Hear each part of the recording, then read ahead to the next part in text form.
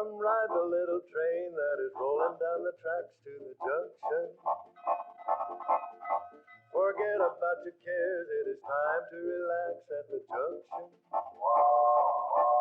Lots of curves, you bet, and even more when you get to the junction. Petticoat Junction. There's a little hotel called the Shady Rest at the junction. Petticoat Junction. It is run by Kate. Come and be her guest at the junction. Petticoat Junction. And that's Uncle Joe. He's a moving kind of slow at the junction. Petticoat Junction.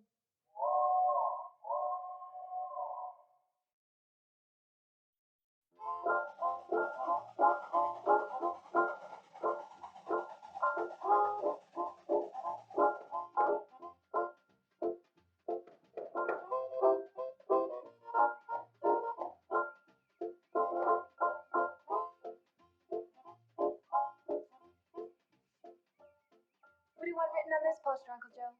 What does the regular slogan say? See Naples and die. Why see Naples and die when you can come to the Shady Rest and live? Will you help me, Uncle Joe? Sure, honey. What do we put at the bottom of this one, of the Leaning Tower of Pisa? Why visit a place where a silo can fall down on you? Come to the safe Shady Rest Hotel.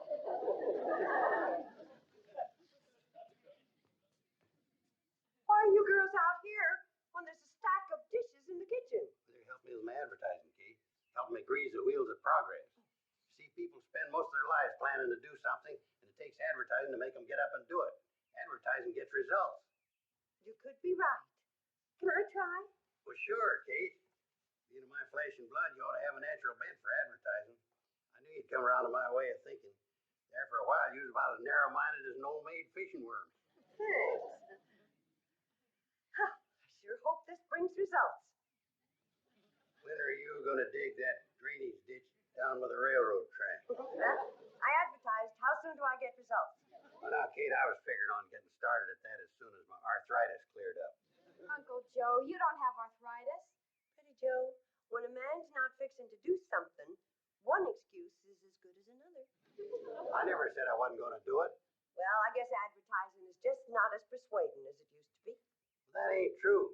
Now, if you'll excuse me, I'll get started. Oh, you going down the tracks and start digging? No, I'm going to find somebody I can start persuading. Say, did Charlie and Floyd do through here on their first run? You're not going to get Charlie and Floyd to do your work for you. They went on through while you were still asleep. Had to meet Mr. Bedlow in Hooterville. Don't tell me he's back again. Yep, and I sure hope he's not going to stir up more trouble for us and try and close down the cannonball again. Don't worry, Kate. I can take care of Bedlow. He don't scare me none because he's vice president of the railroad. Them city slickers like him's my meat. Then that makes me a vegetarian.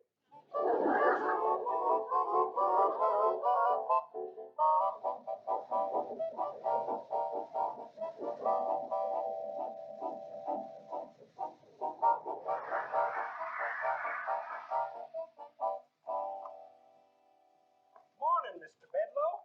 What kind of a scheme have you got in mind for trying to close us down this time? One little work. I've got you this time. The defeats and humiliations that I have suffered here in the past will not have been in vain. I'll be able to hold up my head again at the Home Office. You must figure you got a pretty good angle, Mr. Bedlow. I have, and it's a beaut. It's called a spot inspection. You going to inspect the spots on the cannonball, Mr. Bedlow? For your information, this spot inspection is going to be an examination of your books. I'll tell you, Mr. Bedlow, what with keeping up steam and looking for loose tires, I don't get much chance to read. I understand what Mr. Bedlow means. Go get the shoebox, Floyd. Oh, that's different. You should have said that in the first place. Records down to Home Office indicate that you haven't submitted a profit and loss statement in over 12 years. That does sound like a Lulu. Doesn't it, though? But the profits usually take care of the losses, and it all comes out even so. Why send in a report when all it's going to mean is just a lot of extra work for you? Well, I appreciate your solicitude, but I'll be the judge. Here you are, Mr. Bedlow. Oh, well, now we're getting someplace. I wasn't top man in my accounting class for nothing, you know. Now, let me see.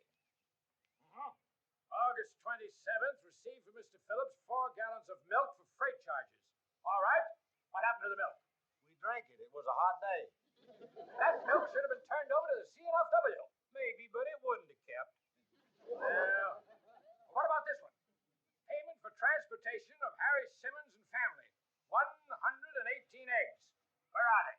We needed some new upholstering in the coach, so old Mrs. Brown did the work for 118 eggs. But she owed some money to Kate Bradley, so she turned over the eggs to her. Kate Bradley's got the eggs, huh?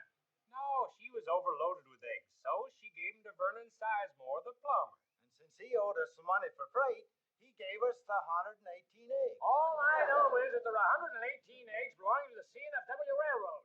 I want to know where they are. Is that clear? 118 eggs. 117. You want this one? It's sort of used. Breakage. 1 egg. I want the other 117 eggs. And I want them now. I'm afraid we haven't got them for you, Mr. Bedlow. Well, just where are they? Lon Arca wound up with 2 dozen of them for helping us fix the boiler. All right, now let me see. That leaves 93. Also, you owe 16 ears of corn and 5 pumpkins. Now, these things must be accounted for. Where are they? Well, 93 of the eggs hatched into chickens, and they ate the corn. We used the pumpkins to decorate the train on Halloween. All right, where are my 93 chickens? I'm afraid they flew the coop, so to speak. Uh-huh. Then that puts you in nothing but trouble, so to speak. This is precisely the sort of thing I knew I'd uncover. I'm reporting this gross infraction of company rules and regulations immediately.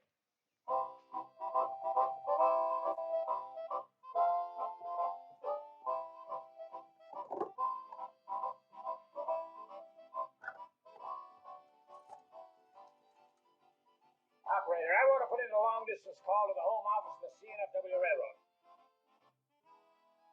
And I recommend that the CNFW Railroad purchase 17 general purpose diesel electric locomotives at a total investment of $3 million.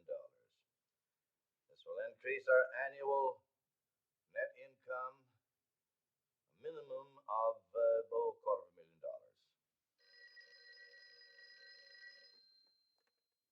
Mr. Curtis's office. Mr. Bedlow calling from Hooterville. What? Hello? You're not supposed to be in Hooterville bothering those people. But, Chief, it's my day off. I've uncovered some fraudulent action in connection with the Hooterville Cannonball. Salmon, you better make that 20 locomotives. And a total of $3,540,000. Increasing our total net income to approximately $300,000. Yes, sir. Go on, Bedlow. What's that? Underhanded skullduggery. They owe us 93. What? Chicken. And they ate up our corn? Pumpkins. Bedlow, are you out of your 2-bit tabulating mind? Forget about it. And if you come up with any more ideas as to how to close down that line, you'll slip farther down on the list of vice presidents.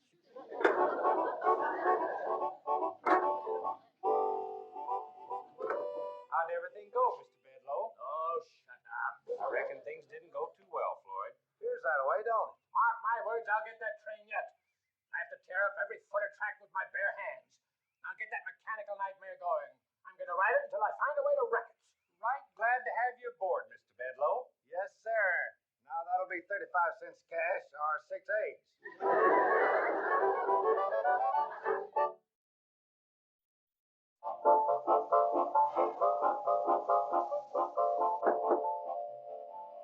I don't blame you for being sore about the railroad losing money, but if you'd come to me, you could be making money. Oh, just how would that be possible? By getting one of my advertising schemes working for you. Like this one, for instance. Big silver strike. Dig your way to health and wealth at the Shady Rest Hotel. That's an advertising scheme? You're dang right. It'll pay off, too. Kate wanted a drainage ditch dug alongside the tracks. I'm getting it done by advertising for people to come out and mine for silver. Who'll believe a fairy tale like that? Oh, lots of people. There once was a big silver strike in these parts. There's silver running all up and down these tracks. But not enough to make it real profitable. But a person could come out here and do a little mining, pay for a weekend, get in a lot of good exercise at the same time. Wonderful. I can just see everybody in these parts tearing up the tracks, destroying them. It'll be beautiful. Mr. Carson, you're a genius. Always nice to be reminded. You may be remembered as one of history's great railroad promoters. I'm putting it with you. I like your style.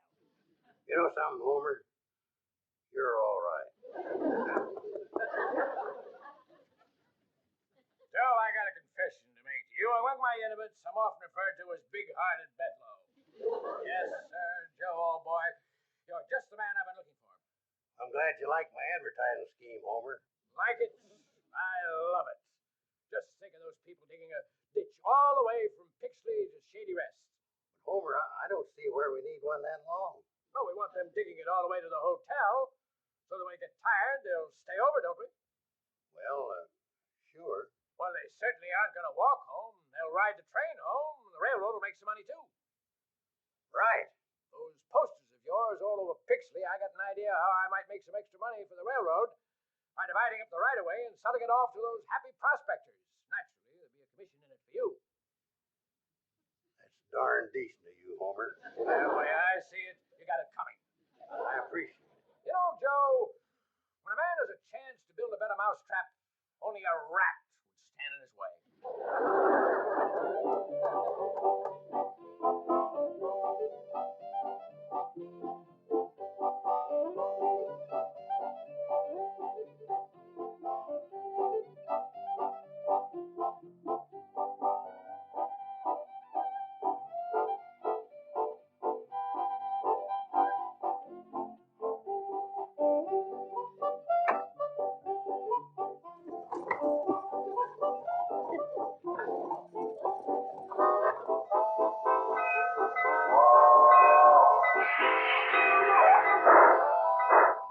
Mom, the Cannonball's back from Pixley, and Uncle Joe got off with Mr. Bedloe.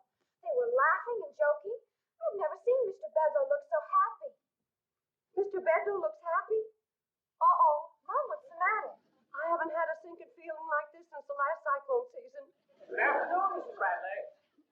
I can't tell you how I've looked forward to returning to the glow of your hospitality and the warmth of your heart.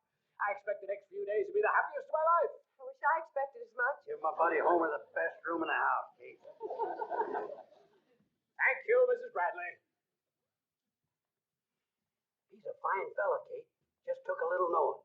Like the book says, each man's his brother's keeper. Acting so friendly with Bedloe makes me wonder if you don't need a keeper. What were you doing in Pixley with him?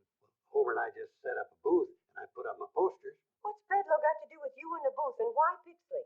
Well, for one thing, they ain't as used to my advertising schemes in Pixley, like my latest one. Dig your way to health and wealth at the Shady Rest. Exactly what does that mean? We let it be known there was a vein of silver running alongside the tracks all the way from Pixley to the Shady Rest. A vein of silver from Pixley to the Shady Rest? Yeah, Homer was nice enough to sell the people leases reasonable so they could start digging immediately. Uncle Joe, do you realize what you've done? People won't just dig beside the track, they'll dig up the track itself. Bedloe won't have to discontinue the railroad. All he'll have to do is have it carted away. I never thought of that. I was just hoping to put the Shady Rest on the map. He'll be on the map all right as a detour. What are you going to do? Two things. Number one, I'm going back to calling Homer Mr. Bedloe. Number two, I'm going to start another rumor. Another rumor? Yeah, that the first one was started by an idiot.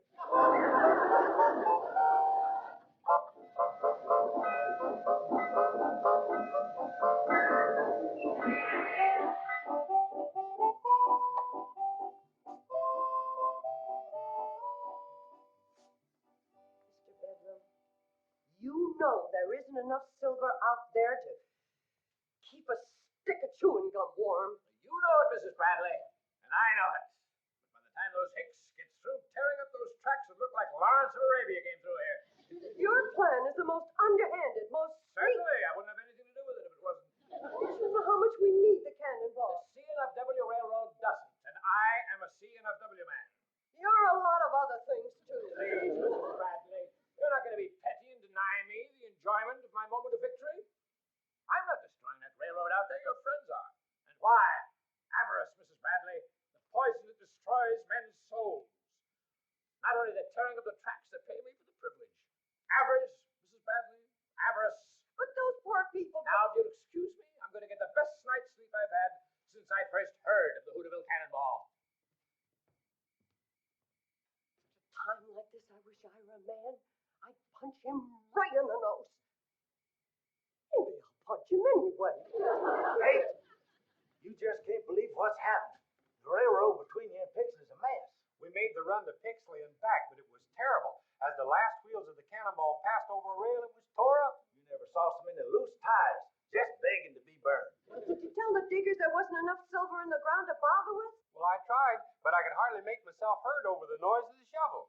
Well, did you try to buy back the leases they bought from Bedloe? That idea backfired on us, Kate.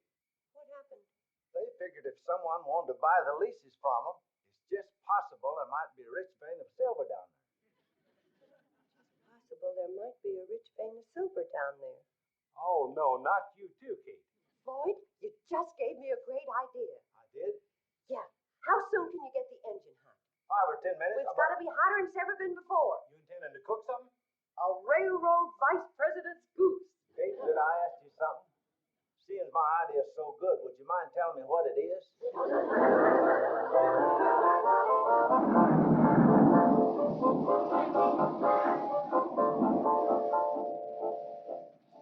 Okay, Mom. I think we're ready. Oh, Mom, I hate to see you part with all your silver. Forget it. This way I can cut down on my polishing.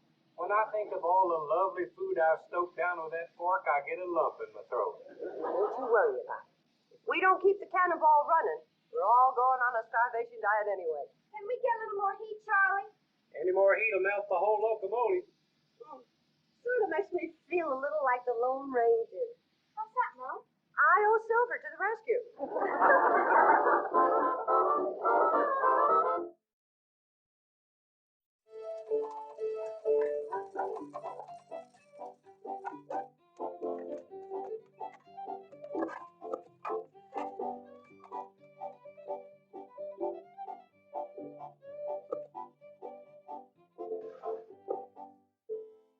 Mom, is Mr. Bedlam up yet?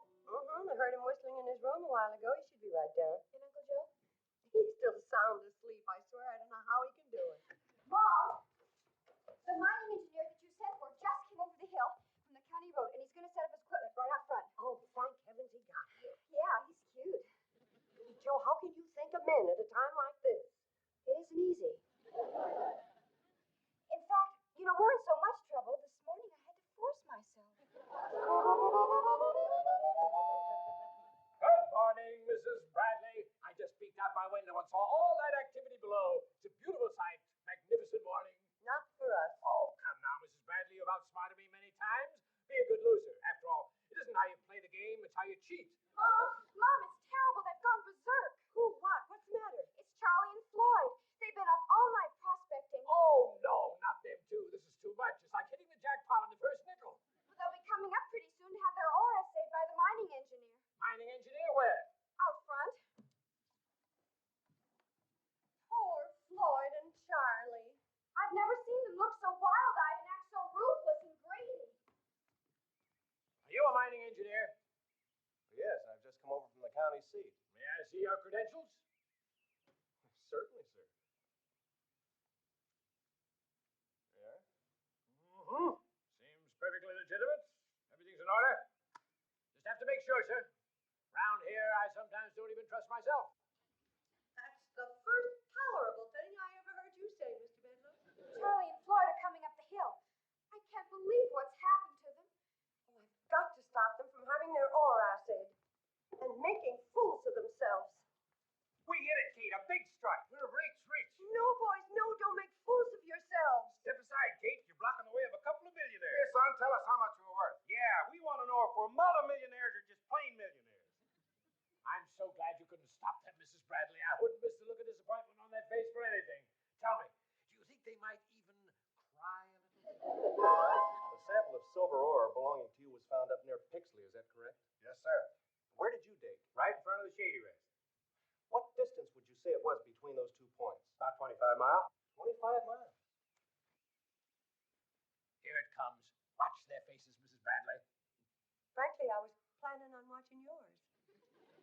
quality of the ore between Shady Rest and Pixley is similar to the samples I have just tested. I'd say there's at least $25 million worth of silver in the ground. Roughly, that's $1 million a mile. Come on, boys. Be sad. Take it like men. Have a good cry. It'll do you good. And me too. Never in my whole life have I seen $25 million. Did you say $25 million? That's right, sir. There's silver there, all right. I have never tested ore with a bigger yield. You're kidding. No, sir. I'd stake my reputation on it. Mrs. Bradley. Mrs. Bradley, can I appeal to you as a friend? You don't even appeal to me as a stranger. Frankly, Mrs. Bradley, I haven't felt well lately, but I'm not the sort of man that goes around doing sneaky, underhanded things. Not unless you're sure they'll work. I deserve that, Mrs. Bradley, and more. Shoot if you must, this old gray head. Mr. Bedlow, you know how much we need the cannonball, and you nearly destroyed it with your sneaky, nasty, scheming meanness. Well, nobody's perfect, Mrs. Bradley, but we're in this thing together. We are? Yes, you need the railroad, and I need to get those leases back. Now, you've got to help me, or what? Or you're going to see a terrible thing. A middle-aged man crying like a baby. Will you fix the tracks from the Shady Rest to Pixley? It'll be a pleasure. The rails will be new and neat and shiny. Increase the pension for Floyd and Charlie. Funny, you took the words right out of my mouth. The coach could use some curtains. What color? And Floyd and Charlie need new uniforms. I noticed that. I'll send over my own tailor. Okay, fellas, you can stop digging. Hi, let's get started. We've been took. I just drove in from Pixley, and I hiked over the ridge to tell you that I had my ore assayed, and it ain't worth shucks. Well, look who's coming. Joe Carson, the Silver King of Shady Rest. Hi, fellas.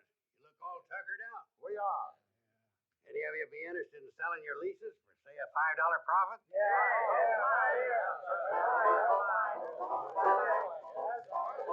Mr. Bedlow, you keep your end of the bargain, and I promise I'll keep mine. Well, thank you, Mrs. Bradley. But people around here know you, and they love you and respect you. Lie to them. They'll believe you. We're rich, Kate. We're dag-nab-dab blasted rich. But Joe, what are you saying? I bought up every lease between here and Pixley. You didn't. I only had to pay an extra $5 per lease for them. We can buy all them IOUs back out of our millions. Those are my leases. I'll buy them back right now. On a big eye, Bedlow. Listen to him, Kate. He's off his rocker. Uncle Joe, sell him the leases. What's the matter? You falling off yours, too? Sell him the leases. There are leases. Sell them. Never. A promise is a I promise. never made one. I made one for you. Sold. They're mine, all mine. Wasn't that the greatest ride to Pixley on the Cannonball Mall? And that new track is so smooth. Mm-hmm. Like running your hand over the top of Floyd's head. How can you be so calm with Bedlow back in town again? Oh, I wouldn't worry about him, Uncle Joe. Why, I've caught Nutty Normans with him. Mr. Curtis seems to have some strange power over Mr. Bedlow. You know, I don't understand you, Bedlow. You allocate $2,000 to relay this roadbed, and you were the one who wanted to discontinue the line. But, Chief, I've explained that. We needed to restore this track so that the Cannonball could haul the silver out for us. Oh, yes, the silver. Well, get busy. Start digging. Oh, but, Chief, this is the 23rd hole I've dug, and we've had that ore assayed in New York and Chicago and Hong Kong, and the report's always the same. Nothing. Dig. But, Chief. Dig.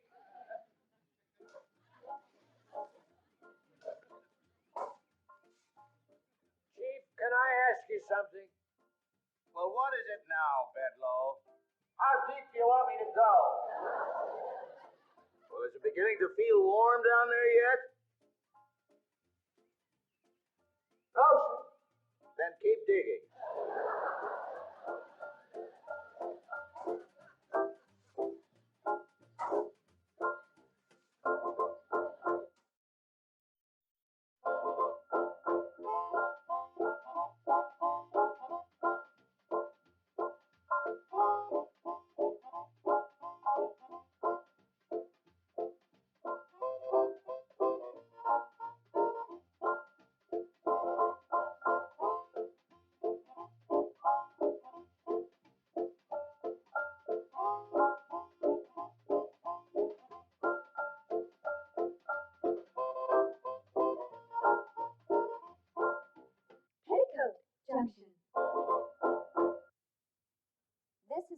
Tramways presentation.